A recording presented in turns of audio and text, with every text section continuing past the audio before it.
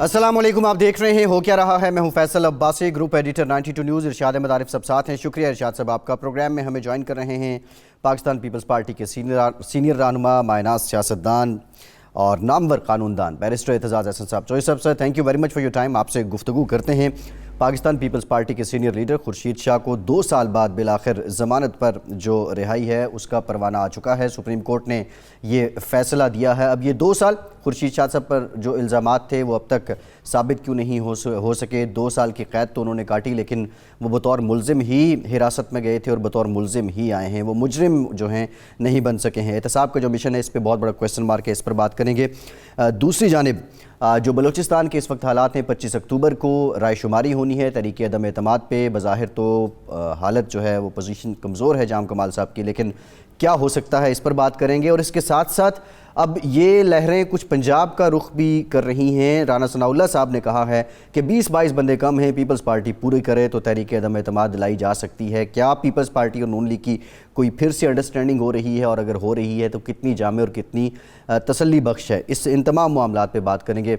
इरशाद साहब, एक और भी बड़ी इंपॉर्टेंट बात रज़ा बाकिर साहब ने की कि ओवरसीज़ पाकिस्तानीज़ को फ़ायदा हुआ है डॉलर ऊपर जाने का। अब जो यहाँ मुल्क में लोग रहने उनकी हालत जो पतली हुई है, इसका अजाला कैसे होगा। लेकिन इरशाद साहब, खुर्शीद शाह साहब का ये 2 साल का सफ़र, देखिए ये हमारा जो एहतसाब का निज़ाम है, बल्कि अदालती निज़ाम ही कहना चाहिए, इसमें इतनी पेचीदगी है, इसमें इतनी कमज़ोरियाँ हैं। और हमारे यहाँ वैसे भी देखें, ये सी पैक के हवाले से चीन से जब चीनी जो सफारतकार हैं वो बात होती है तो वो कहते हैं पाकिस्तान का असल मसला जो है वो कैपेसिटी बिल्डिंग का है। इनकी किसी भी मामले में अब कैपेसिटी नहीं रही कि हम जो काम 6 दिन में करते हैं ये 6 साल में भी मुकम्मल कर लें तो बड़ी खुशी की बात होती है। तो अब ये कहना कि खुर्शीद शाह साहब की जो ज़मानत हुई है वो इस बुनियाद पर हुई है कि उनके ख़िलाफ़ कोई इल्ज़ाम ही नहीं था, ये भी मैं समझता हूँ कोई पूरा सच नहीं होगा। लेकिन ये कहना कि वो इंतकाम का निशाना नहीं बने या उसमें सियासी अवामिल नहीं थे, ये भी पूरा सच नहीं है। और लेकिन ये भी एक हकीकत है कि 2 साल गुजरने के बाद अगर रेफरेंस फ़ाइल हो के किसी शख्स को सज़ा नहीं होती तो अदालतों ने उनको बहरहाल ज़मानत देनी ही देनी है। ये कानूनी निकात तो एतजाज़ साहब से हम पूछेंगे। लेकिन बज़ाहिर ये लग रहा है कि जो वक्त गुज़र रहा है, एहतसाब के हवाले से हुकूमत का जो बयानिया है वो कमज़ोर हो रहा है। वजूहात उसकी कई हो सकती हैं, लेकिन खुर्शीद शाह साहब की ज़मानत जाके सुप्रीम कोर्ट से हुई, पहले क्यों नहीं हो सकी। और अब जो नया कानून आया है, आर्डिनेंस आया है, इससे किस किस को फ़ायदा हो सकता है। मेरे ख़्याल है हम एतजाज़ साहब से इसी केस से शुरू करते हैं, फिर आगे चलते हैं। एतजाज़ साहब ये फरमाएँ कि खुर्शीद शाह साहब की ज़मानत है, इससे पहले मियाँ शहबाज शरीफ साहब की, ख्वाजा आसिफ के, कई लोगों की ज़मानत इस बेस पे हुई कि ये बहुत वक्त गुजर गया हमज़ा शहबाज की, लेकिन नैब जो है वो कार्रवाई मुकम्मल नहीं कर सका, जो अमल था अदालती कानूनी मुकम्मल नहीं कर सका, सज़ा नहीं दिलवा सका, तो इसलिए क्यों ना ज़मानत दे दी जाए। तो क्या ये जो ज़मानत है, शाह साहब की ज़मानत का फ़ैसला है, ये केस के मेरिट पर भी असरअंदाज होगा और इससे बाकी लोगों को कितना फ़ायदा पहुँचेगा? इरशाद साहब, जहाँ तक तो खुर्शीद शाह साहब का ताल्लुक़ है, मैं बड़ा इस पर इत्मीनान हुआ है कि उनकी बिल आखिर बेल हो गई। 2 साल लगे और अब लोग ये कहना शुरू हो गए थे, जो बड़ा ख़तरनाक सोच है कि वो उनकी चूँकि डोमिसाइल जनूबी पाकिस्तान की थी और शरीफ ख़ानदान की सेंट्रल पंजाब की थी, डोमिसाइल थी। तो ये डोमिसाइल्स की वजह से ये इम्तियाज़ हुआ कि खुर्शीद शाह 2 साल से बग़ैर जुर्म साबित किए हुए अंदर जेल में बैठे हुए हैं और बग़ैर किसी जो एलिगेशन एज सच उसको पब्लिक डोमेन में लाए जाने के बाद वो बहरहाल उनको वहाँ बिठा रखा हुआ है। और यहाँ के जो मुजरिम हैं जिनको सज़ा हो चुकी है, क्योंकि एक चीज़ आपको मैं अर्ज़ कर दूँ ناممکن ہے عدالت کے لیے. دنیا کی کوئی عدالت نے کبھی ایسا نہیں کیا کہ ملزم کی ضمانت کر کے اور اس کو اجازت دے دی ہے کہ وہ ملک سے باہر چلا جائے، یعنی وہ عدالت کے دائرہ اختیار سے بھی باہر چلا جائے. عدالت اس میں کوئی دسترسی نہ رکھتی ہو، کبھی نہیں ہوا. یہ کسی امریکن عدالت نے، برطانوی، Indian, European, Japanese, Burmese, Singapore کی کسی عدالت نے یہ نہیں دیا کسی کو پہلے. اعتزاز صاحب، یہ جو فیصلہ تھا ضمانت کا، یہ قانونی نہیں تھا آپ کے خیال میں، سیاسی تھا، لیکن کچھ اور بھی درون پردہ باتیں تھیں جس کی وجہ سے ان کو ضمانت مل گئی، اتنا بڑا ریلیف مل گیا؟ نہیں، یہ تو عدالتوں نے دیا، یہ تو عدالتوں نے دیا. عدالت نے اب جج پوچھ رہا ہو وکیل سے کہ جی کیا تم ضمانت دے سکتے ہو کہ پرسوں کی اگر ہم پیشی دیں گے تو میاں صاحب اس میں مطلب ہے زندگی کو کوئی خطرہ نہیں. جی، اب یہ عدالت کو کون ضمانت دے سکتا ہے؟ جی، پرسوں کی ایک سیکنڈ کی کوئی نہیں دے سکتا. اب وہ اس قسم کی اور دباؤ ایک بڑا ڈالا عدالت نے اس پہ، ان پہ جانے کا. کچھ انہوں نے اپنا حلیہ بھی اس طرح بنا رکھا تھا، بڑا کمال کی ایکٹنگ ہے ان کی بھی، کہ وہ لگتا تھا کہ گئے اور جو جہاز میں ان کی پہلی تصویر آئی جب وہ جس کے سامنے ان کے سامنے انگوروں کا ایک ڈھیر پلیٹ میں رکھا ہوا ہے بول میں تو وہ ایک دم بشاش نظر آتے تھے. تو یہ چیز تو ایک خورشید شاہ کی ضمانت ہو گئی، اس سے کچھ یہ جو الزام لگ رہا تھا جس میں کہ وفاق پہ ایک الزام تھا وہ امتیاز کا، وہ شکر ہے کہ وہ ان کی ضمانت ہوئی ہے اور اس سے نجات ہوئی ہے اس الزام سے. وہ بڑا خطرناک. جی ٹھیک ہے. اعتزاز صاحب، یہ حکومت کے لوگ یہ کہتے ہیں کہ جی یہ جو ضمانتیں ہوتی ہیں یہ اس بنیاد پر نہیں ہوتی کہ جی کیس کمزور ہوتا ہے، بلکہ اس بنیاد پر کہ ہمارے ہاں وکلاء اور ملزمان التوا لیتے ہیں، فرد جرم عائد نہیں ہونے دیتے، قانونی طریقہ کار بہت پیچیدہ ہے. کہیں نہ کہیں یہ جو آپ پہلو فرما رہے ہیں یہ بھی کار فرما ہوتا ہے سیاسی جو فائدے کا یا رعایت کا. تو اس وجہ سے نہیں ہوتا، ورنہ کیس تو بڑے مضبوط ہیں نیب کے. دیکھیں ارشاد صاحب، یہ اس میں کوئی شک نہیں ہے کہ اس میں نیب ایز اے پروسیکیوٹر کی بڑی کوتاہی ہے. میں آپ کو یہی بتا دوں، یہ اب انہوں نے ایسے کیسز چلائے ہوئے ہیں جن میں 95 گواہ ہیں. اچھا. اور 95 گواہوں کو اب آپ دیکھ لیں، ہفتے میں 2 بھی ہوں، ایک دن میں 2 بھی ہوں، ہر روز. تو اور ڈے ٹو ڈے ہیئرنگ ہونی لازمی ہے. ان کی ٹرائلز کی ڈے ٹو ڈے ہیئرنگ ہونی چاہیے تھی، لاء میں لکھا ہوا ہے. اور یہ کمپلیٹ ہونے چاہیے 30 ڈیز میں. اب 30 ڈیز تو کیا یہ 30 منتھ سے بھی زیادہ ہو گئے. اور ان کو ہر درخواست پہ ان کو وہ التوا بھی مل جاتا ہے. بٹ دیکھنے کی ایک یہ چیز ہے، اور یہ بڑی اہم میں سمجھتا ہوں بات ہے کہ میاں یہ شریف خاندان ان پرٹیکولر، ان کو ریلیف ہر قسم کی ملی ہے، اور اس کی وجہ بھی میں عرض کروں گا. ان کی اسمبلی ڈیزالو ہوتی ہے تو 6 ہفتے کے اندر 26 مئی 1993 کو نسیم حسن شاہ صاحب اس کو بحال کر دیتے ہیں.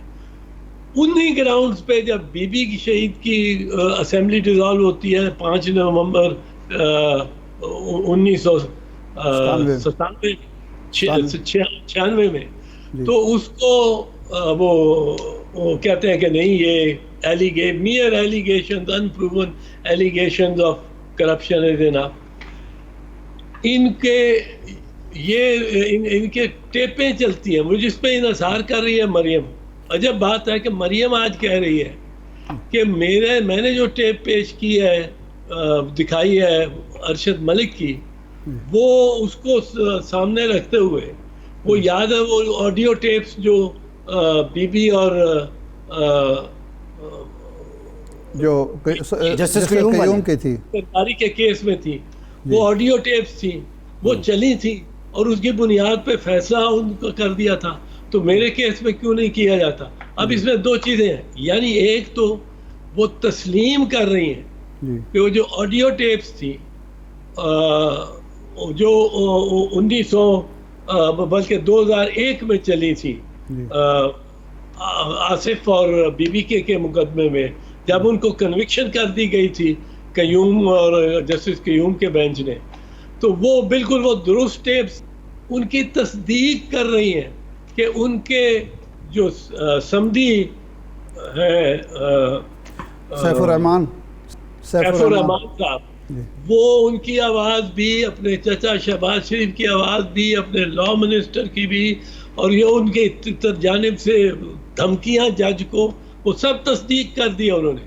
اور دوسری دلچسپ بات یہ ہے کہ جب مریم یہ کہتی ہیں کہ وہ ٹیپس کیوں ان پہ انحصار کیا گیا، تو ان پہ انحصار اس لیے کیا گیا کہ وہ ٹیپس عدالت میں پیش ہوگی.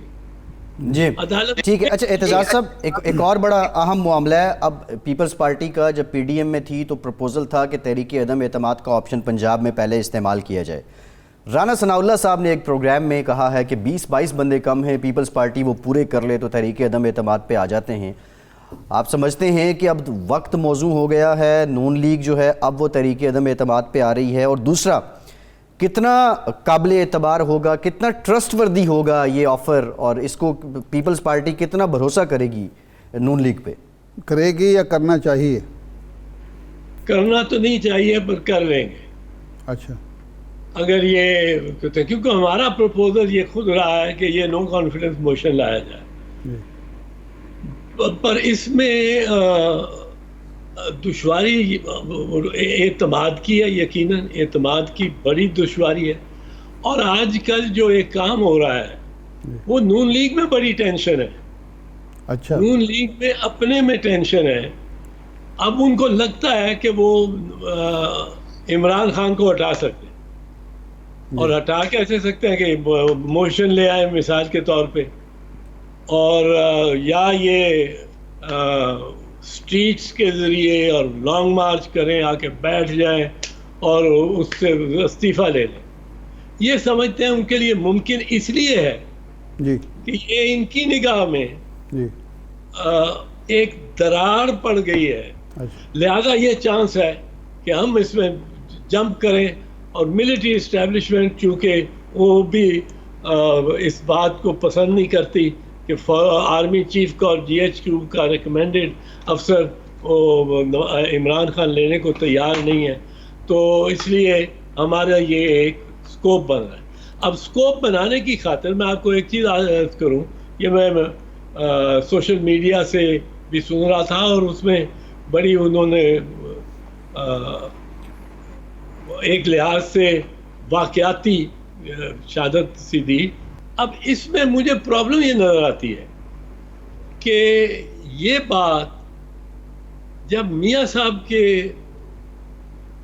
کان تک پہنچی، اور یہ ویڈیو یہ میڈیا پہ ہے، جی سوشل میڈیا پہ سے جب کان تک پہنچی، تو ان کے لیے بڑا دشوار یہ مرحلہ آ جائے گا پھر کہ بیٹی کو اپنا وارث بنانا ہے کہ شہباز شریف کو بنانا. اچھا، وہ دونوں تو ڈسکوالیفائڈ ہیں. اب اگر بیٹی کو بنانا ہے تو بیٹی جب تک کیس نہیں جیتتی وہ اس کے لیے بننا مشکل ہے. اب بیٹی کے کیس جیتنے کے بارے میں یہ بھی میں عرض کر دوں، میرا جو مشاہدہ ہے، نون لیگ کانفیڈنس ہے کہ وہ جیت جائے گی، وہ بری ہو جائے گی مریم. اس کی وجہ یہ ہے کہ جو فیصلہ اطہر من اللہ صاحب نے ضمانت کے وقت ضمانت دیتے ہوئے مریم بی بی کو جو فیصلہ دیا تھا جی کہ وہ اس میں بریت ہی ہے. اچھا حالانکہ وہ فیصلہ بائنڈنگ نہیں ہے فائنل ججمنٹ. جی اور سپریم کورٹ نے اس پہ پبلکلی بڑی حیرت کا کہ میرٹ کو ڈسکس نہیں کر سکتے کیا تھا کہ یہ کس طرح فیصلہ بیل آپ کرنے آ رہے ہیں, آپ نے سارے کیس کا ہی فیصلہ کر دیا. پر اس فیصلے کی بنیاد پر یہ مطمئن ہے کہ ریلیف مریم کو مل سکتی ہے, میاں صاحب کو تو جب تک وہ سرنڈر نہیں کرتے نہیں ملنی.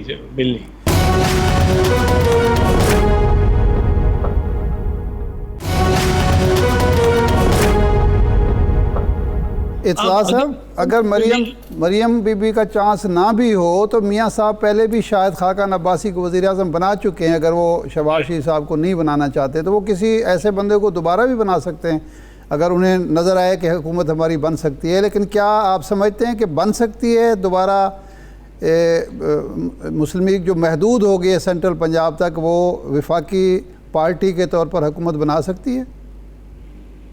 وفاقی پارٹی کے اگر اس کے اتحادی ہو جائیں صوبوں میں, اس کو اتنے مل جائیں تو بنا سکتی ہے, حکومت بنا سکتی ہے. اور عمران خان کی شاید گیم ہو کے آخری 2 سال یا 1.5 سال میرے لیے بہتر ہے, میں اپوزیشن میں بیٹھا ہوا ہوں الیکشن سے. عمران خان حکومت چھوڑ سکتے ہیں یا چھوڑ دیں گے اپوزیشن میں بیٹھنے کے شوق میں؟ نہیں, شوق میں نہیں, شوق اپوزیشن میں بیٹھنے کا کسی کو نہیں ہوتا, اسٹریٹجک موو ہوگا. اچھا, سیاست کو بچانے کے لیے. اچھا, اور یہ فیس سیونگ ہوگی عمران خان کے لیے اعتزاز صاحب؟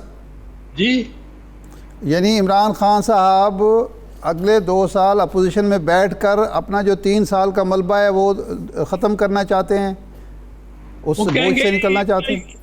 وہ کہیں گے ان کا ہی خراب کیا ہوا تھا سارا معاملہ, اور مجھے تو پھنسا دیا تھا, اور مافیا طرف سے پیچھے پڑ گئے تھے یہ سارے اکٹھے ہو کے.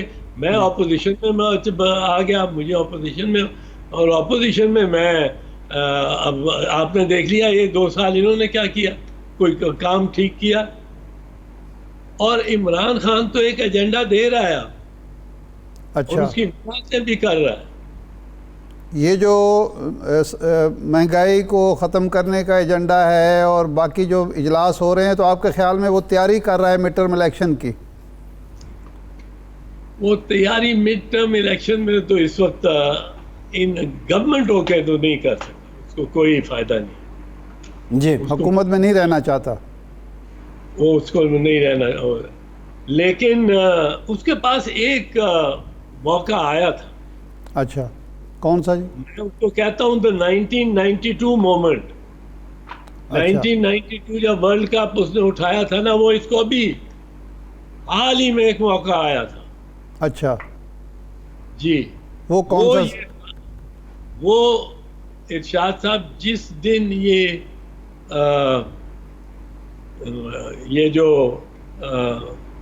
پینڈورا پیپرز آئے ہیں, اچھا, اسی دن اپنے ساتھ جتنے تھے جن کے نام آئے تھے, اچھا, وہ واڈا ہو, وہ شوکت ترین ہو, وہ جو بھی ہو, اچھا, ان کو کہتا جی آپ میرے سے علیحدہ ہو جائیں, جی, اور اگر آپ کی صفائی ہو گئی تو آپ پھر لوٹ آئیے گا. پر آج اس وقت اپوزیشن کے خلاف جو جن کے نام آئے ہیں ان کا ذکر بھی نہ کرتا.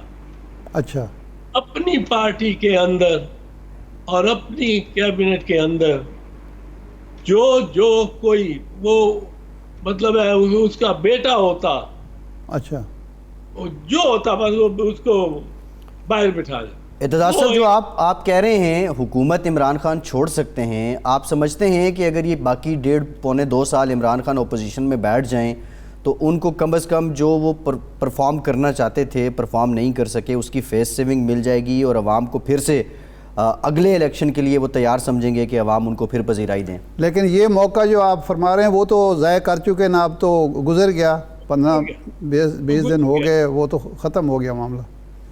وہ گزر گیا. وہ ایک تھا ان کے پاس, اس میں کہتے دیکھو جی میں نے سب کو, اس میں جو ان کے لیے خطرہ یہ تھا, جی, خطرہ یہ تھا کہ اس کے بعد اگر ووٹ آف نو کانفیڈنس کیا جاتا اور بیچ میں یہ سب 10-12 لوگ وہ نہ ہوتے، ظاہر ہے وہ پھر ووٹ کیوں دیتے ان کے کہنے پہ، تو پھر یہ پرابلم آتی کہ وہ یہ اپنی گورنمنٹ کو نہ قائم رکھتے تو اپوزیشن میں بیٹھ جاتے اور کہتے یہی میں نے تو اپنے پاس کسی کرپٹ بندے کو آنے نہیں دیا، انہوں نے یہ کرپشن کیا اور یہ سارا اس پہ ان پہ ملبہ ڈال کے، اور مجھے تو اس لیے انہوں نے ادھر بٹھایا. اور اگر ڈیزالو ہو جاتی ہے اسمبلی تو یہی لے کے چلے جاتے. اب کیا ہے عمران خان صاحب کے پاس عوام میں لے کے جانے کے لیے اعتزاز صاحب؟ اب کچھ مطلب ہے وہ یہ جو ریاست مدینہ ہی ہے. اچھا اعتزاز صاحب، یہ مہنگائی کے حوالے سے جو اپوزیشن یعنی پی ڈی ایم تحریک چلا رہی ہے، ایک تو پیپلز پارٹی اس کا ساتھ دے گی اور دوسرا یہ تحریک کسی عوامی تحریک میں بڑے ایجیٹیشن میں تبدیل ہو سکتی ہے. آپ کا جو سیاسی تجربہ ہے طویل. میں عرض کروں کہ میرے خیال میں اگر پیپلز پارٹی شامل نہیں ہوتی جی تو یہ تحریک چلتی ہی نہیں پی ڈی ایم کی. اچھا، پھر یہ ناکام ہے. اور ان کے جلسے کوئی اتنے یہ ابھی کر رہے ہیں کوئی اتنے امپریسو نہیں ہوئے جو. اور اگر پیپلز پارٹی بھی شامل ہو جاتی ہے ان کے ساتھ، یہ ان کو شامل کر لیتے ہیں جی جو کہ آج تک تو شاید انکار ہی کر رہے ہیں. پر اگر پیپلز پارٹی بھی شامل ہو جاتی ہے پھر ایک فورس یہ بن جاتا ہے. میں یہ نہیں کہہ رہا ہوں کہ پیپلز پارٹی الون ایک فورس ہے، اچھا، پر یہ کمبائنڈ ایک کریٹیکل میس بن جاتا ہے کمبائنڈ. پر ان کو ہم اتنی دفعہ کہہ چکے ہیں، ان کو کہا تھا کہ ووٹ آف نو کانفیڈنس کریں، انہوں نے کہا کہ نہیں ہم نے استعفے دینے. ان کو روکا کہ استعفے نہ دو بھائی، ریلیونٹ ہو جاؤ گے. یہ پارلیمنٹ ریلیونٹ رہتی ہے. وہ 1985 کی اسمبلی نے خود رو کئی لوگ پیدا کر دیے جن کا وجود ہی نہیں تھا. صحیح. اور اگر ہم نے بائیکاٹ نہ کیا ہوتا تو شاید ان کا وجود بنتا بھی نہ. تو ہمارا یہ رائے ہے اصول کہ ہم پارلیمنٹری فورم کو کبھی نہیں چھوڑیں گے. اب ہم نے ان کو کہا کہ استعفے دینے کا یہ نو کانفیڈنس موشن دینے کا یہ وقت ہے، تو وہ استعفوں سے گریز کر گئے اور انہوں نے یہ کہنا شروع کر دیا کہ جی پیپلز پارٹی لانگ مارچ نہیں کرنا چاہتی اور یہ نہیں کرتی. جی اعتزاز صاحب، وہ کہتے ہیں مسلم لیگ نون والے کہ ڈپٹی اسپیکر کے خلاف ہم تحریک پیش کرتے ہیں، وہ کامیاب نہیں ہوتی. چیئرمین سینٹ کے خلاف تحریک کامیاب نہیں ہوتی، وزیر اعظم کے خلاف کیسے کامیاب ہوگی؟ تو ایک ناکام موو اگر ہم کرتے ہیں تو اس سے تو عمران خان مزید مضبوط ہوگا. نہیں، وہ عمران خان سے تو کے خلاف تو کرنے والی پہلی نہیں تھی. پہلی تو پنجاب میں نہیں، یہ جو پنجاب میں اب بات ہو رہی ہے اعتزاز صاحب، اب جو پنجاب میں بات ہو رہی ہے، اگر یہ ہو جاتی ہے یہ موو اور یہ کامیاب ہو جاتی ہے تو جو گورنمنٹ آئے گی پنجاب میں اس کی شکل کیا ہوگی پھر؟ مطلب پیپلز پارٹی کے پاس تو اتنے ووٹ نہیں ہیں کہ وہ اپنی حکومت بنا سکے، یا پھر وہ مسلم لیگ نون کو دے گی اور نون لیگ یہ ملبہ اٹھانے کے لیے کیا تیار ہے؟ کو پنجاب میں ایک طوائف الملوکی آئے گی، اچھا، جس کے بعد اسمبلی ڈیزالو کرنا پڑے گی. اور وہ کس لیے وہ آئے گی کہ کوئی شخص کوئی ممبر اپنے پریزیڈنٹ کو اتنے ممبر نہیں دکھا سکے گا، میجورٹی نہیں دکھا سکے. وہاں میجورٹی دکھانی ٹو ایسرٹین، وہ ایسرٹین کرتا ہے پہلے جو صدر ہے کہ آپ کے پاس اکثریت ہے کہ نہیں. وہ ایسرٹینمنٹ کے پروسیس باقاعدہ ووٹ پڑھتے ہیں، اس کے لیے سیشن ہوتا ہے. وہ ایسرٹینمنٹ کے پروسیس میں میرے خیال میں پنجاب میں کوئی حکومت نہیں بنا سکتی. یہ جو بزدار ہے, یہ بزدار کوئی اس کی کوئی وجہ ہے کہ یہ اس کو ریپلیس نہیں کیا. یہ کوئی اتنا زیادہ عمران خان اس پہ خوش نہیں نظر آیا مجھے. جی ٹھیک ہے. عمران خان کو یہ میرا خیال ہے یہ سمجھ آ گئی ہوئی تھی کہ اگر بزدار کو نکالا اب تو 8 کینڈیڈیٹس ہوں گے چیف منسٹرشپ کے لیے. جی سو بزدار ناگزیر تھا, وہ ایک ایسی اینٹ تھا جس کے ساتھ ساری گلزی تھی. جی بالکل ٹھیک ہے. لنچ جس کو کہتے ہیں جی, وہ اس کے بعد اس کو اس کے لیے پرویز الہی ہی خود پہلے کینڈیڈیٹ ہوتے. شاہ محمود ٹھیک ہے, اپنے بیٹے کو کے ذریعے بالکل. اعتزاز صاحب یہ بات بالکل ٹھیک ہے کہ بزدار صاحب کو اگر آج بھی پی ٹی آئی چینج کرنا چاہے تو نہیں کر سکتی ہے. بہت سے امیدوار ہیں. بہت شکریہ بیرسٹر اعتزاز احسن صاحب, آپ کے وقت دیکھ لیتے ہیں اور بریک کے بعد ذرا یہ بھی جاننے کی کوشش کریں گے کہ کورم کی نشاندہی ہوتی ہے اور اجلاس ملتوی ہو جاتا ہے. قومی اسمبلی کا کورم بھی پورا نہیں ہو رہا. ہمارے ساتھ ہمیں جوائن کریں گے وزیر مملکت برائے پارلیمانی امور علی محمد خان صاحب. ہمارے ساتھ رہیے.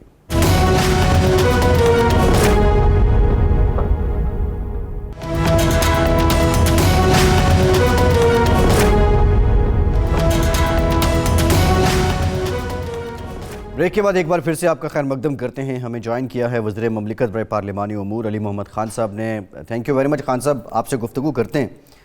ارشاد صاحب, یہ قومی اسمبلی کورم پورا نہیں ہوتا, ملتوی ہو جاتا ہے اجلاس, یہ کیا چل رہا ہے حکومت کی طرف سے بھی اور اپوزیشن کی طرف سے بھی؟ یہ کوئی بھی جمہوری حکومت, منتخب وزیر اعظم کی جو سب سے بڑی قوت ہوتی ہے وہ پارلیمانی پارٹی ہوتی ہے, پارلیمنٹ ہوتی ہے, عوام کے منتخب نمائندے ہوتے ہیں. ہمارے ہاں جو جمہوریت مستحکم نہیں ہو سکی اور پھر جو رونا رویا جاتا ہے کہ ووٹ کو عزت نہیں ملتی, غیر جمہوری قوتیں طاقتور ہیں, جمہوریت کو نشو و نما نہیں مل رہی, اس کے پیچھے یہی ہے کہ جب آپ پارلیمنٹ کو بے توقیر کرتے ہیں یا کمزور کرتے ہیں اپنے طرز عمل سے, اور جب کوئی برا وقت آتا ہے پارلیمنٹ پر یا منتخب حکومت پر یا وزیر اعظم پر, تو اس کے پیچھے جو اصل طاقت ہے وہ موجود ہی نہیں ہوتی, کیونکہ وہ پہلے ہی آپ اس کو کمزور کر چکے ہوتے ہیں. یہ الارمنگ ہے آپ کہہ رہے ہیں؟ میں سمجھتا ہوں یہ الارمنگ ہے, اور وزیر اعظم کا یہ فرض ہے اور ان کے اپنے مفاد میں ہے کہ وہ کم از کم اپنے ارکان کو اس بات کا پابند کریں کہ اپوزیشن دلچسپی لے نہ لے, وہ حاضر ہوں نہ ہوں, ان کے ارکان کو اجلاس میں موجود رہنا چاہیے. ایک پہلو. دوسرا پہلو جو ہے وہ میں ان سے بھی عرض کروں گا کہ حاضری لگتی ہے 150 ارکان کی, ایوان میں موجود ہوتے ہیں 30 ارکان یا 40 اور 50 ارکان. اب وہ جو مراعات ہیں وہ تو سارے حاضری لگانے والے ارکان لے رہے ہوتے ہیں, لیکن وہ بیٹھے نہیں ہوتے ایوان میں. تو ایسا بھی کوئی قانون ہونا چاہیے کہ جو شخص آ کے حاضری لگاتا ہے وہ ایوان میں موجود بھی رہے, اور پھر اگر وہ موجود نہیں ہے تو ان کی مراعات کا بھی کوئی فیصلہ ہونا چاہیے. لیکن ہم علی محمد خان صاحب سے یہ پوچھیں گے کہ خان صاحب یہ کیا وجہ ہے, یہ چیف وپ کی کمزوری ہے, حکومتی پارٹی کی کمزوری ہے کہ بار بار کورم ٹوٹ جاتا ہے اور اجلاس جو ہے وہ پورا نہیں ہو سکتا, اور پھر بزنس بھی ظاہر بات ہے نامکمل رہتا ہے؟ جی بہت شکریہ. بسم اللہ الرحمن الرحیم. اللہم صلی وسلم وبارک علی سیدنا محمد. بڑا دیکھیں جو پارلیمانی سسٹم ہے وہ بہت سے عوامل پہ وہ مبنی ہے, اور اس میں اپوزیشن کا اپنا کردار ہے, حکومت کا اپنا کردار ہے, پھر حکومت کے اندر مختلف لوگوں کا اپنا ایک بنیادی کردار ہے جس میں فرنٹ بینچز کا ان کا اپنا رول ہے, قائد ایوان کا اپنا ایک کردار ہے, چیف وپ اس میں ایک امپورٹنٹ پوسٹ ہے, پارلیمانی امور جس کو میں دیکھتا ہوں وہ بھی اس کی اپنی ایک اہمیت ہے. تو پہلی بات تو یہ ہے کہ اس میں تو کوئی دو رائے نہیں ہے کہ جو کورم ہے اس کو برقرار رکھنا حکومت کی ہی ذمہ داری ہے. کبھی بھی آپ بلیم اپوزیشن کو اس پہ نہیں کر سکتے. صرف ایک دن ایسا ہوتا ہے جو پرائیویٹ ممبر ڈے ہوتا ہے جس میں حکومتی ممبران سے زیادہ اپوزیشن کی اس میں جو ہے دلچسپی ہوتی ہے, کیونکہ وہ ایک دن ہوتا ہے جس میں ان کے پرائیویٹ ممبرز بل بھی لا سکتے ہیں اور زیادہ تر وہ سوالات بھی اٹھاتے ہیں حکومت پہ. تو وہ دن تو زیادہ تر لیکن آج کی بھی عجیب اپوزیشن ہے کہ پرائیویٹ ممبر ڈے پہ بھی وہ کورم پوائنٹ آؤٹ کرتے ہیں اور اپنا ہی ایجنڈا جو ہے وہ ایگزاسٹ کرا دیتے ہیں، اس کو نامکمل کروا دیتے ہیں.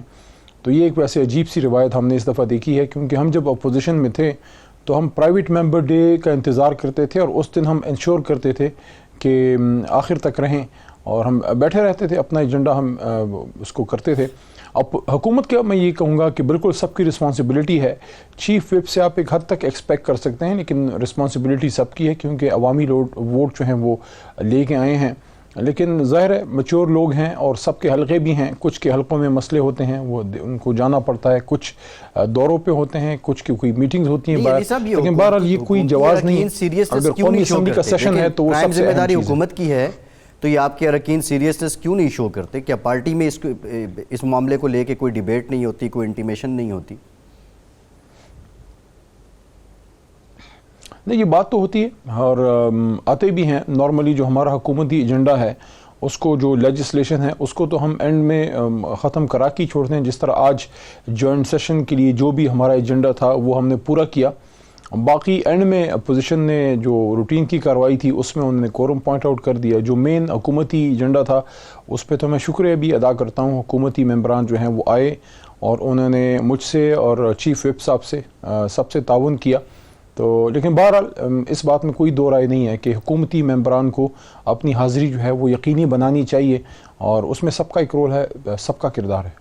یہ عدم دلچسپی کی یا غفلت کی ایک وجہ یہ تو نہیں ہے کہ چونکہ وزیر اعظم خود ایوان میں دلچسپی نہیں لیتے، تشریف نہیں لاتے، اگر وہ موجود ہوں تو پھر حاضری بھی پوری ہوگی اور ایک پارلیمنٹ کا وقار بھی بلند ہوگا، تو یہ وجہ یہ نہیں ہے؟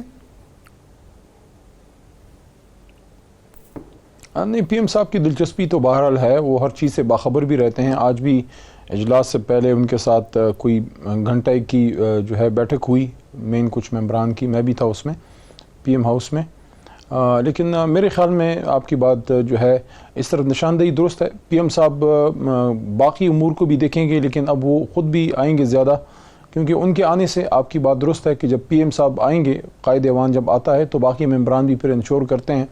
تو باقی مصروفیات سے ٹائم نکال کے میں سمجھتا ہوں خان صاحب بھی اب اپنا حاضری جو ہے وہ زیادہ کریں گے، کیونکہ آخری 2 سال ہیں اور اس میں پی ایم صاحب اپنا وہ بھی بھرپور کردار ادا کریں گے انشاءاللہ. یہ فرمائیں، یہ مہنگائی کے حوالے سے بہت زیادہ تنقید ہو رہی ہے اور خان صاحب نے کل اور پرسوں اجلاس بھی کیے ہیں، مہنگائی کے ایشو کو ایڈریس بھی کیا جا رہا ہے. تو آپ یہ سمجھتے ہیں کہ آپ کے پاس اتنے وسائل ہیں، حکومت کے پاس، وزارت خزانے کے پاس، کہ اب آپ مہنگائی کے ایشو کو سیریسلی ایڈریس کر سکیں اور عوام کو ریلیف دے سکیں؟ 3 سال میں اتنا کچھ آپ نے اکٹھا کر لیا ہے کہ ریلیف دیں گے اگلے 2 سال جو آپ کے لیے فائدہ مند ہوں گے سیاسی طور پر؟ میرے خیال میں اگلے چند ماہ تو مشکلات رہیں گی، لیکن وی آر ہوپ فل کہ انشاءاللہ مشکلات زیادہ دیر نہیں رہیں گی، کیونکہ جو امیجیٹ میجرز لیے گئے ہیں. آئی ایم ایف کا ایک پروگرام میں بھی حکومت کو مجبوری کے عالم میں جانا پڑا، کیونکہ خالی خزانہ جو ہے ورثے میں ملا. تو آئی ایم ایف پروگرام میں جب آپ جاتے ہیں تو بہت سی مشکلات جو ہے وہ آپ کی حل ہوتی ہیں، لیکن اس کے علاوہ اس کے کچھ لوازمات ہیں جو آپ کو پورا کرنی پڑتی ہیں، جس میں مہنگائی کا ایشو جو ہے وہ آتا ہے سامنے. لیکن انشاءاللہ اس پہ کنٹرول پا لیا جائے گا، لیکن تھوڑا سا وقت اس میں لگے گا. عوام سے میری یہی درخواست ہوگی کہ وزیر اعظم صاحب جو ہیں وہ پوری طرح باخبر ہیں اور ان کو بہت ہی زیادہ فکر ہے اس چیز کی. انشاءاللہ وی آر ہوپ فل، کیونکہ جو ایک پروگرام ان کا آیا ہے ٹارگیٹڈ سبسڈیز کا، اور لوور اور مڈل کلاس کے لوگوں کو سپورٹ کرنے کے لیے کچھ چیزوں میں جو ہے ہنگامی بنیاد پہ سبسڈیز دینے کا، جو آپ کچھ دنوں میں اس کا انشاءاللہ دیکھ لیں گے، مہینے 1 میں اس کے رزلٹس ہوپ فلی آنا شروع ہوں گے. یہ میں آپ کو نہیں کہہ سکتا کہ 2-3 مہینے میں مہنگائی ختم ہو جائے گی، لیکن انشاءاللہ بہتری کی طرف کا جو سفر ہے وہ جلد شروع ہوگا. جو مین آپ کی اکنامک انڈیکیٹرز ہیں وہ تو بہتری کی طرف چل پڑے ہیں میکرو، لیکن اب عوام کو اس کا ریلیف ملے، یہ ایک ایشو ہے. کچھ بین الاقوامی ایشوز بھی ہیں، جو آئل پرائسز ہیں وہ ہمارے کنٹرول میں نہیں ہیں، لیکن بہرحال حکومت اپنی جاری رکھی ہوئی ہے. جلد انشاءاللہ آپ کو اس کا رزلٹ انشاءاللہ ملے گا. جی اللہ کرے جی کم ہو مہنگائی. رضا باقر صاحب نے برطانیہ میں یہ فرمایا ہے کہ جو ڈالر اوپر گیا ہے اور روپیہ نیچے آیا ہے، اس کا سب سے زیادہ فائدہ اوورسیز پاکستانیز کو ہوا ہے. کیا یہ فائدے کا کمپیریزن ٹھیک تھا؟ اوورسیز پاکستانیز کو تو فائدہ ہوا ہوگا، ریمیٹنسز زیادہ پیسے یہاں ملے ہوں گے، لیکن جو ملک میں مقیم لوگ ہیں ان کی جو حالت پتلی ہوئی ہے، آپ سمجھتے ہیں رضا باقر صاحب کا یہ کمپیریزن جسٹیفائڈ ہے؟ نہیں، مجھے نہیں پتا کہ گورنر صاحب نے، رضا صاحب نے کس تناظر میں یہ بات کی ہے. ظاہر ہے اوورسیز اگر ان کی کوئی ادھر گیدرنگ تھی، ان کے حوالے سے اگر کوئی بات کی ہو تو میں اس پہ کامنٹ تو نہیں کر سکتا کہ انہوں نے کس تناظر میں وہاں پہ بات کی ہے. لیکن جو ڈی ویلیویشن ہوتی ہے وہ تو کبھی بھی پسند نہیں کی جاتی، لیکن کچھ چیزیں آپ کو بامر مجبوری کرنی پڑتی ہیں، کیونکہ ماضی میں جب مسلم لیگ نون کے میاں صاحب کے زمانے میں جب حکومت تھی تو اسحاق ڈار صاحب ان کے دور میں مفتاح صاحب کی بات نہیں کر رہا، صرف اسحاق ڈار صاحب کی بات کر رہا ہوں کہ پہلے 4 سال جو ہیں وہ ڈالرز کو آرٹیفیشلی مینٹین کرنے کی جو ایک ریت رکھی، اس کی وجہ سے آپ کا ڈالر جب جھونکے گئے تو وہ ایک آرٹیفیشلی مینٹین تو ضرور ہوا، لیکن اس کا پھر ریپرکشن یہ آیا کہ آخری سال ان کو بھی جو ہے وہ اس کی ایولیوشن چینج کرنی پڑی، اس کا پروسیس، اور ہمیں بھی اسی پروسیس پہ ہمیں جانا پڑا، جو ایک صحیح طریقہ ہے کہ آپ نیچرلی جو ہے روپے کو الاؤ کرتے ہیں کہ وہ اپنی جگہ پہ مستقیم ہو اور مارکیٹ بیس جو ہے وہ اپنی پوزیشن مینٹین کرے. اس وجہ سے پھر ظاہر ہے ڈالر جو ہے وہ اوپر گیا تو اس کا نقصان بھی ہوا، ظاہر ہے آپ کے قرضے بھی بڑھے اور مہنگائی کا بھی اس میں ایک فیکٹر آیا بڑے پیمانے پہ، لیکن وہ مجبوری میں آپ کو کرنا پڑا، ادروائز آپ اپنی اکانومی کو اسٹیبلائز نہیں کر سکتے تھے. ایک حد ہوتی ہے نا کتنی حد تک آپ اسٹیٹ بینک سے ڈالر جو ہے اپنا لے کے اور آپ فارن ایکسچینج ریزرو جو ہے اس کو خالی کرتے روپے کو مینٹین کرنے کے لیے، وہ تو ایک نیچرلی اگر مینٹین ہوتی ہے، اور اس کے لیے طریقہ کار یہ ہے کہ وہ قدرتی طور پہ مارکیٹ بیس جو ہے وہ اپنی پوزیشن مستحکم کرے گی. ایک بریک لیتے ہیں، اسٹیٹ بینک سے بورونگ کا کانسیپٹ تھا وہ اس حکومت میں نہیں کیا گیا، 1 روپے اسٹیٹ بینک سے نہیں لی گئی روپے اور ڈالر کی جو بیلنس ہے اس کو قائم کرنے کے لیے، تو یہ پہلی بار ہوا ہے. جی بالکل ٹھیک ہے، لیکن اس کا جو ٹرکل ڈاؤن ایفیکٹ ہوا ہے وہ آپ کے سامنے. ایک بریک لیتے ہیں، بریک کے بعد پی ڈی ایم کہتی ہے اب جو مہنگائی کے خلاف میئرز لیے جا رہے ہیں گورنمنٹ کی جانب سے یہ پی ڈی ایم کے دباؤ کا نتیجہ ہے، کیا واقعی ایسا ہے؟ بریک کے بعد بات کرتے ہیں.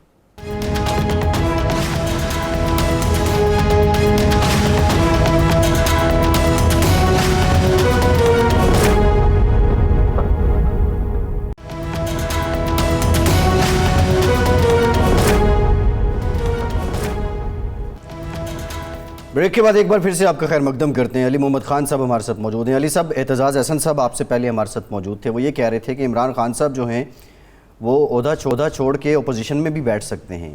کیا ایسی کوئی تجویز ہے اور حالات ایسے ہیں کہ آپ اس پہ غور کر رہے ہوں؟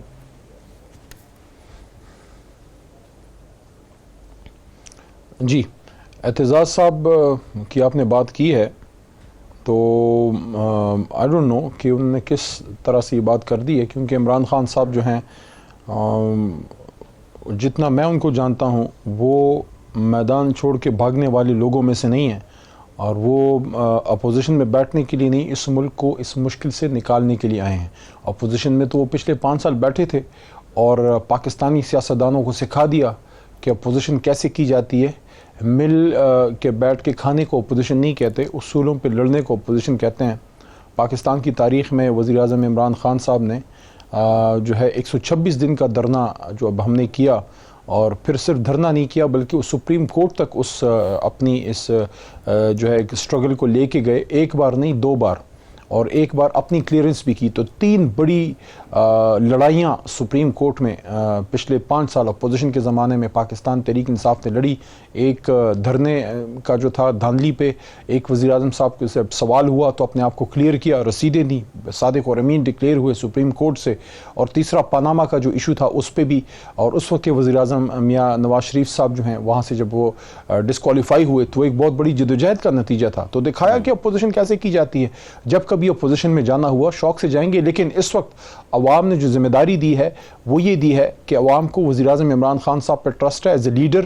ہاں گلہ ہو سکتا ہے کہ مہنگائی ہے، مسئلے مسائل ہوتے ہیں، وہ گھر میں بھی ہوتے ہیں، آپ کو اپنے والد سے بھی گلہ ہوتا ہے، لیکن کیا لیڈرشپ میں آپ مجھے اپنے دل پہ ہاتھ رکھ کے بتائیں، کیا اس وقت آپ میں جو متبادل لیڈرشپ اگر کوئی اپنے آپ کو کلیم کرتی ہے، جو احتجاج کی کالیں دے رہے ہیں، کیا وہ کیپیبلٹی آپ کو مریم بی بی میں یا بلاول صاحب میں یا شہباز صاحب میں کسی میں کوئی نظر آتی ہے؟ مریم بی بی تو ہیں ڈسکوالیفائڈ. تو मैं समझता हूँ इस वक्त मुल्क में लीडर एक है, मसाइल बेशुमार हैं, और चूँकि मसाइल बहुत हैं इसलिए अल्लाह ने चुना भी उस आदमी को है जिसने हमेशा मुश्किलात का सामना किया है। और मैं आज भी उनसे मिला हूँ, मैंने देखा उनके हौसले बिल्कुल तवाना हैं और अल्हम्दुलिल्लाह मसाइल और मुश्किलात से इंशाल्लाह निकलेंगे। बल्कि हम तो 2023 पे भी फोकस है हमारा कि अल्लाह के करम से इंशाल्लाह 2023 में एक बार फिर अल्लाह के हुक्म से इमरान खान साहब जो हैं अवाम के ताउन से आएंगे। ये मुश्किलात आर्जी हैं, ये महंगाई का जो इशू है इंटरनेशनल एक फिनोमेना आया है, ये आर्जी एक मसला है, अल्लाह के करम से हल होगा और बेहतरी की तरफ का सफ़र होगा। एतजाज़ साहब एक पॉलिटिकल वर्कर हैं, सीनियर आदमी हैं, उनकी अपनी एक राय हो सकती है जिससे हम डिसएग्री करने का हक रखते हैं।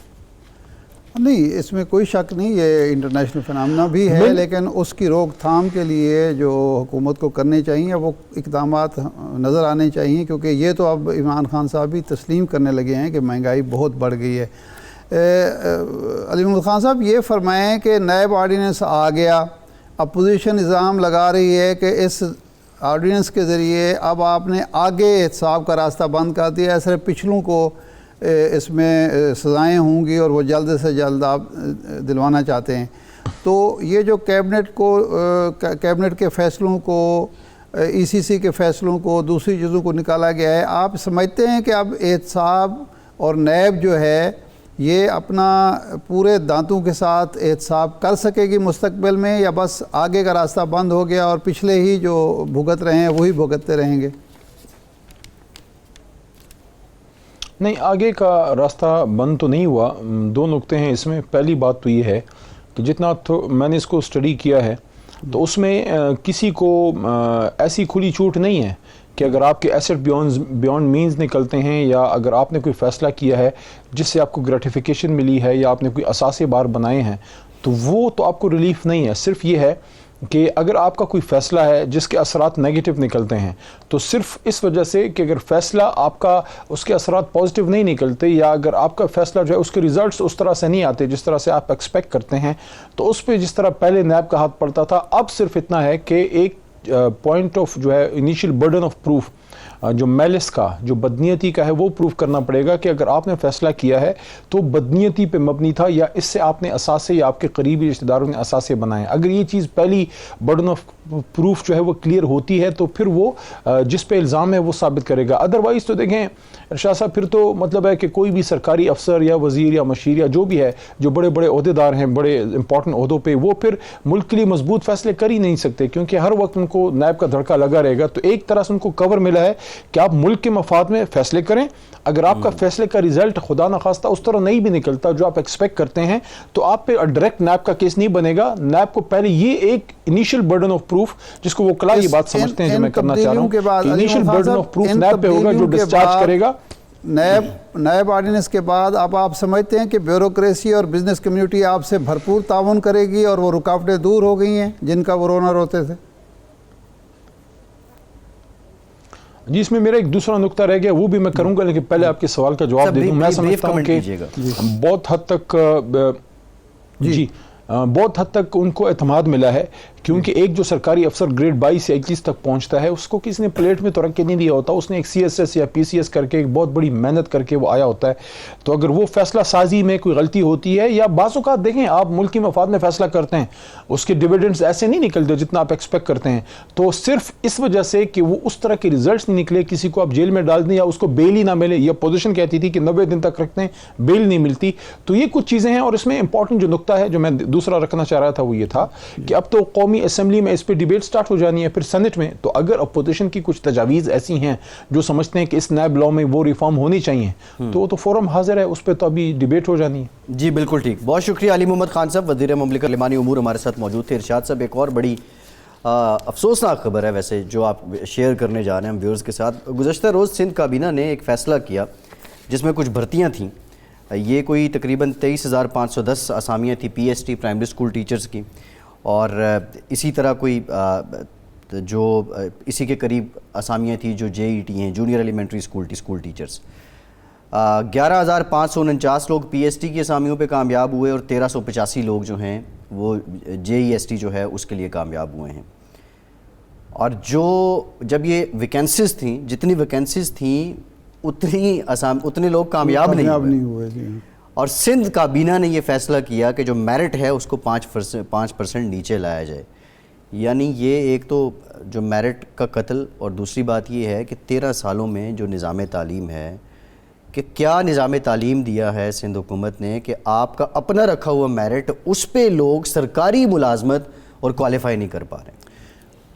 یہ دیکھو نا، یہی جو اس وقت فیصلہ ہوا ہے یہ ایک بہترین ثبوت ہے اس بات کا کہ ماضی میں بھی جو فیصلے ہوتے رہے ہیں وہ ایسے غلط فیصلے ہوتے رہے ہیں جس کی وجہ سے تعلیم کا جو بیڑا غرق ہوا، تعلیم کا شعبہ انحطاط کا شکار ہوا. اب آپ کو مطلوبہ افراد بھی میسر نہیں ہیں. اب اس کا علاج یہ نہیں ہے کہ آپ میرٹ گرا دیں، اس کا علاج یہ ہے کہ آپ میرٹ کو معیار کو بلند کریں، معیار تعلیم بھی بلند کریں، میرٹ کو مزید بڑھائیں. ہم چین میں گئے تو ہمارے یہاں مشہور ہے کہ جی 70 کروڑ چینیوں کو حکومت نے غربت سے نکالا. انہوں نے ہمیں فگر دیے 60 کروڑ کے. ہم نے کہا یہ باقی 10 کروڑ کہاں چلے گئے؟ انہوں نے کہا نہیں، یہ جو ورلڈ بینک کا معیار ہے اس کے مطابق 70 کروڑ ہیں، لیکن ہم نے ورلڈ بینک سے بھی بہتر معیار رکھا ہے اپنا، اور اس کی وجہ سے 60 کروڑ بنتے ہیں. ہم معیار آگے بڑھاتے چلے جا رہے ہیں تاکہ ہر شعبے میں میرٹ. سر 3.5 لاکھ سے زائد بندہ، تقریباً 3.25 لاکھ بندے نے ٹیسٹ دیا ہے. جی، اس میں سے جو کامیاب ہوئے ہیں وہ کوئی 13,000 کے قریب لوگ بنتے ہیں تقریباً بات کر رہا ہوں، اور ان میں سے بھی مزید میرٹ گرا کے لوگوں کو ہائر کرنا پڑ رہا ہے. ابھی آپ دیکھیے جو ہمارے رزلٹ یہاں پنجاب میں آئے ہیں، 1100 سے 1100 نمبر لینے والے بچوں نے آگے جا کے کیا کرنا ہے. یہ ہمارا ایک مجرمانہ غفلت ہے کہ تعلیم کو ہم نے اس تعلیمی معیار گراتے چلے جا رہے ہیں جی، اور ایک ان پڑھ یا کم معیار، کم تر سطح کی نسل تیار کرتے یہ ہیں بھی ٹیچرز اب آگے جا کے پڑھائیں گے. کہ ارشاد صاحب کیا پروگرام کا وقت ختم ہو گیا. بہت شکریہ. آج کے پروگرام سے اتنا ہی.